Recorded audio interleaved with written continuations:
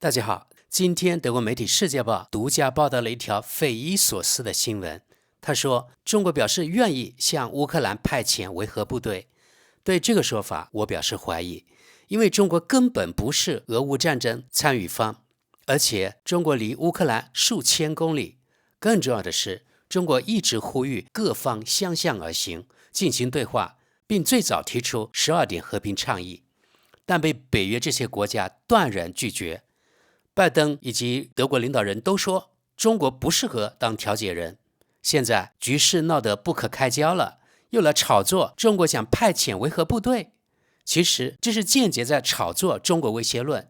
我相信中国根本没兴趣派遣什么维和部队，中国忙得很，没精力管你们欧洲的破事。关于中国想派遣维和部队到乌克兰的谣言，我猜起因可能是这样的。2025年8月20日，俄罗斯外长拉夫罗夫对乌克兰的安全保障表态了，有2个要点。第一，俄罗斯不能同意在没有俄罗斯联邦的情况下解决安全问题以及集体安全问题，也就是说，必须有俄罗斯参与，否则不算数。拉夫罗夫说到第2点，他说，如果由俄罗斯、中国、美国、英国、法国5个联合国安理会常任理事国参与的平等的安全保障方案，俄罗斯会接受这样的安排。俄罗斯想把中国拉进来，当然是出于自身国家利益考量，我们可以理解，但中国可从来没有表示过愿意这么做。现在你们北约及俄罗斯都还没吵清楚，中国怎么可能那么着急表态呢？绝对不可能，对不对？所以这很可能是德媒放出的烟幕弹，是假新闻。好，现在我们来看看德国《世界报》的报道。中国表示愿意向乌克兰派遣维和部队。北京方面愿意在和平任务的框架内向乌克兰派遣士兵。德国《世界报》星期日版独家获悉了这一消息。在欧洲，这一消息引发了不同的反响。因为中国只有在特定条件下才会向乌克兰派遣维和部队，中国已表示愿意参与向乌克兰派遣维和部队。欧盟外交官向《世界报》透露了这一消息，并援引了中国政府圈子的说法，但他们强调，北京政府只有在维和部队是基于联合国授权部署的情况下才会愿意这么做。在布鲁塞尔，北京的这一计划引起了不同的反响。一方面，据说让像中国这样的全球南方国家参与进来，可能会提高对部署外国军队以建筑和平的接受度，但另一方面也存在一种风险，即中国在乌克兰主要是想进行间谍活动，并且在发生冲突时会采取明确亲俄的立场，而不是中立立场。一位熟悉当前磋商情况的高级欧盟外交官表示，此外，由于各种原因，大多数欧盟国家不太愿意为可能的维和部队提供联合国授权。不过，意大利数月来一直在极力推动此事。面对有关西方国家旨在为乌克兰提供安全保障，包括维和部队的辩论，俄罗斯外长拉夫罗夫周三排除了在没有俄罗斯以及可能也没有中国参与的情况下达成协议的可能性。西方非常清楚，没有俄罗斯联邦的参与，关于安全保障的严肃讨论就是乌托邦。拉夫罗夫说，该外长由此反驳了美国总统特朗普的说法。后者周二在与俄罗斯实权人物普京通电话后表示，他认为欧洲的安全保障对克里姆林宫领导人来说不是问题。乌克兰总统泽连斯基拒绝了拉夫罗夫关于中国参与的要求。我们只需要那些愿意帮助我们的国家提供安全保障。他说，自乌克兰战争开始以来，北京通过数十亿美元的石油采购和提供用于制造精密武器的电子元件来支持莫斯科。此外，中俄两国保持着他们称之为没有上限的伙伴关系。西方认为，对乌克兰的安全保障涵盖广泛领域，而不仅仅是在该国遭受攻击时按照北约条约第5条集体防御承诺的模式提供军事支持。这体现在2023年7月中旬由西方经济大国组成的7国集团的声明，以及2024年7月底的欧盟与乌克兰共同安全承诺中。据此，安全保障还包括培训乌克兰军队、交付武器、帮助建立国防工业、情报信息共享、制裁、经济合作以及乌克兰逐步加入欧盟。与遭受攻击时提供长期军事承诺相比，欧洲人目前更关注的是如何直接确保可能的停火或和平协议得以执行。长期军事承诺是指乌克兰应构成第一道坚固防线，欧洲以及必要时域外国家构成第二道防线，美国必要时可作为第三道防线提供空中支援。欧盟高级外交官表示，与以往在前线不同，监督停火遵守情况可能主要使用无人机。停火遭到违反时，应采取何种行动，必须在授权中予以明确。可以设想的是，就像2014年吞并克里米亚后，由欧洲安全与合作组织监督解决乌克兰冲突的明斯克协议那样，仅对违反停火的行为进行记录和报告，但授权也可以设计成允许士兵在发生冲突时进行干预。对美军撤离欧洲的担忧，在布鲁塞尔的北约总部，人们正高度紧张地等待着美国从欧洲撤军的计划。原本预计美国国防部副部长科尔比会在9月上半月在布鲁塞尔公布该计划，现在预计要等到9月中旬，俄罗斯与白俄罗斯的西方军演结束后才会公布。据此，科尔比最早可能要等到9月底才会公布他的计划。北约圈子预计，华盛顿将从欧洲总共多达10万的士兵中撤出4万至7万人。部分美军部队随后可能被部署在美国境内，用于边境安全或维持美国城市公共安全。另有消息称，联盟在北约防御规划框架内的政治导向可能会比原计划2027年更早进行调整，这也可能给德国联邦国防军带来新的任务。好的，朋友们，该报道就那么多，我们接着看网民评论。第一条评论：这再次凸显了拜登政策的战略愚蠢性。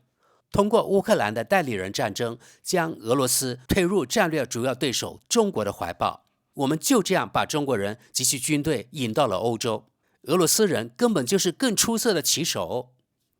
继续往下，当然，中国维和部队，中国已经在对抗我们，现在却要扮演好警察的角色，是吗？不知道维吾尔人会对此说什么。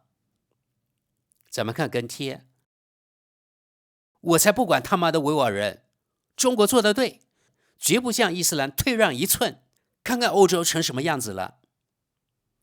继续看跟帖，维吾尔人，要是他们在中国做出像他们教友在我们这做的事，维吾尔人早就为所欲为了。再往下，普京同意在莫斯科与泽连斯基会晤，中国想在乌克兰部署维和部队。特朗普在宣传即将到来的美国世界杯推广活动上展示了他与偶像普京的合影，并正式邀请他参加活动。这个噩梦般的剧本是谁写的？下一则，处子太多会坏了一锅汤，乌克兰这事绝对成不了。继续往下，这就像当年苏联军队在南朝鲜一侧保障朝鲜战争停战似的。再往下，经济学家弗拉泽舍尔大可以把德国退休人员送到乌克兰前线，而在德国却有成千上万的乌克兰人领着公民津贴。我这有点跑题，但我刚刚想到这个。再往下，如果中国人向乌克兰派遣维和部队，那可真可谓让公羊当园丁，完全不合适。那普京最好也干脆把自己的军队改名为维和部队，然后留在乌克兰。除了北朝鲜之外，习近平是普京目前最大的支持者。这位网民也说类似的话，让中国派遣维和部队到乌克兰，这简直就像让公羊当园丁一样荒唐。俄罗斯人当然会喜欢这个主意，这显然是不言而喻的。下一则，特洛伊木马，或者说中国版的木马。继续往下，中国是普京最重要的盟友，这几乎令人难以接受。可以推测，中国正在准备并在后期支持对乌克兰的全面占领。再往下，为什么不直接派俄罗斯维和部队到乌克兰呢？再往下，或许还该加上白俄罗斯的维和部队吧。怎么看跟贴？还不如派德国维和部队去呢，带着粉红头发和彩虹旗。再往下，我们不禁要问，这个昏睡不醒的欧洲到底还有没有救？再往下，中国这步棋真巧妙，这样既能将中国军队更靠近欧洲，又能确保分得一块乌克兰资源蛋糕。美国当年的战略家们恐怕没料到，他们的行动会如此适得其反。下一则，中国终于能成功复仇了，为了125年前所有在中国的欧洲士兵。下一则，中国人和俄罗斯人在下棋，欧洲人在旁边讨论，美国人在旁观。继续往下，北朝鲜人不是也已经站在普京那边了吗？这样正好。再往下，中国这招走得非常非常巧妙，就跟他们的汽车工业策略如出一辙。谁要是接招，真个去读读《孙子兵法》36计。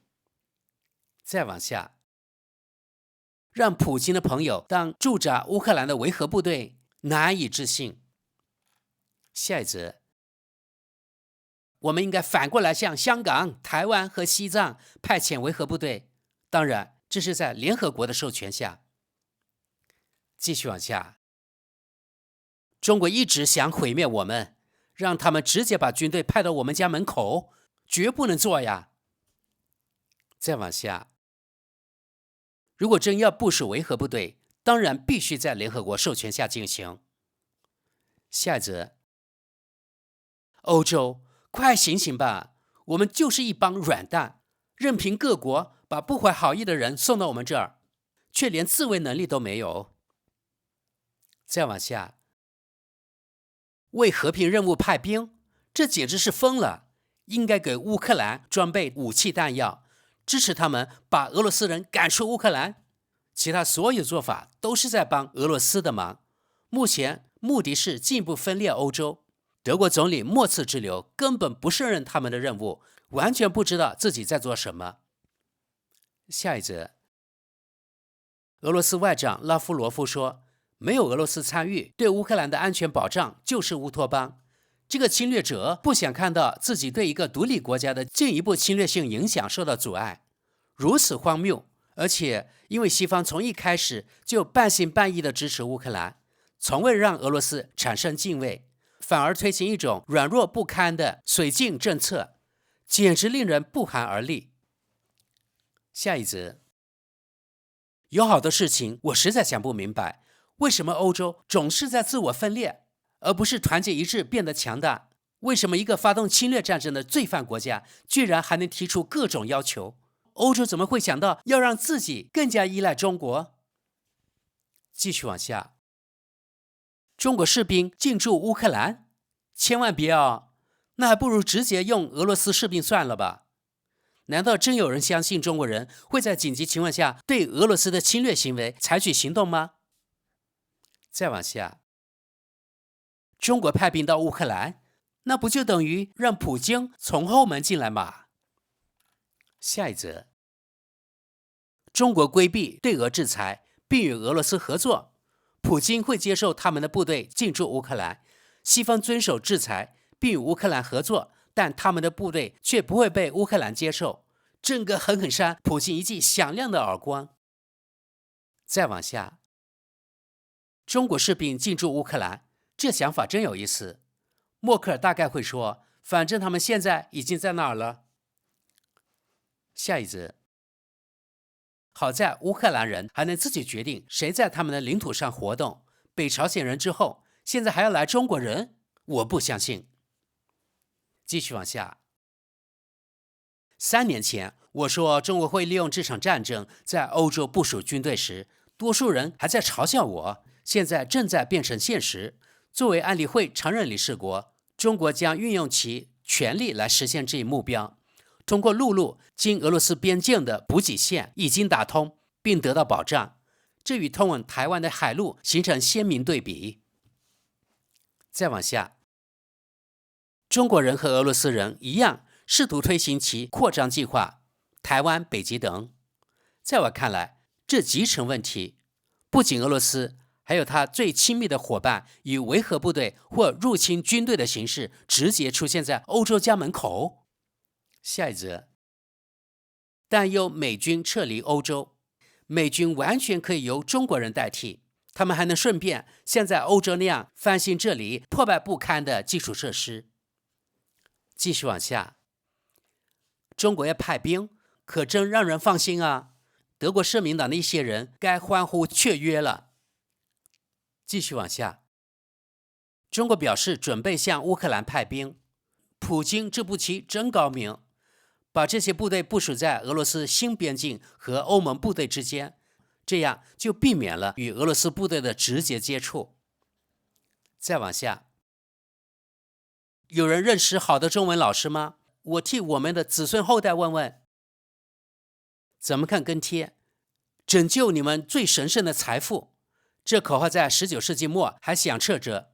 但说真的，另一个世界的义和团和太平天国军现在肯定在又笑又跳，因为历史正义有时就是这样展现的。继续往下，为什么不直接派真主党或哈马斯来维护和平呢？不过说真的，这将是中国军队首次踏上欧洲土地，而且一旦他们来了，很可能就不会轻易离开了。再往下，北朝鲜和伊朗肯定也愿意派兵去乌克兰，确保俄罗斯所谓的和平胜利。西方还要被普京戏弄多久？再往下，最好让中国直接作为台湾的保护国，让这个亚洲的帝国主义强权全面入侵欧洲得了。你们看看，现在到处都是中国的快餐店。下一则，不管披着什么外衣的中国军队，谁都不会真想让他们出现在我们家门口吧？继续往下，绝妙的主意，中国军队进驻乌克兰，对俄罗斯再好不过了。中国军队肯定会保护乌克兰免受俄罗斯侵害，干脆把伊朗或北朝鲜军队也补进来，和平就实现了。再往下，没错，让几十万解放军作为缓冲部队进驻乌克兰，然后他们就会和新的红军一起突然袭击中欧这个鸡窝，后勤有北朝鲜支持，这拍成电影怎么样？到时候大多数移民会怎么做？离开，支持新家园，还是和侵略者合作？而内部领导和法治国家又能有效控制局面吗？